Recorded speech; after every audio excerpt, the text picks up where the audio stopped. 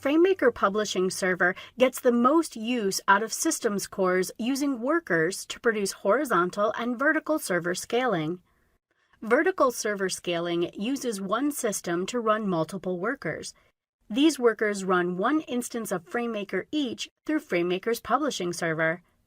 However, the amount of workers you can run at once depends on the amount of cores the system has. For example, a system that has 3 cores may run 3 workers simultaneously. Horizontal server scaling uses multiple systems that each have FrameMaker installed. These machines are able to connect to the FrameMaker Publishing Server. By doing this, you can have as many instances of FrameMaker that you require, as it is not dependent on system cores, yet only require one instance of FrameMaker Publishing Server to run. A mix of both horizontal and vertical server scaling is also possible.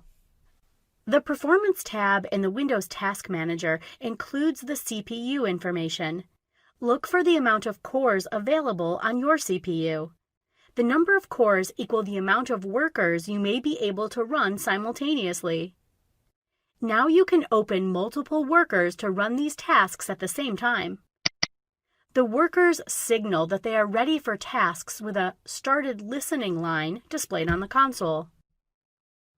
With 2 workers open, I can run 2 tasks and publish 2 different types of content simultaneously. Once completed, the consoles will display that the tasks have been completed successfully and will stay open until manually closed.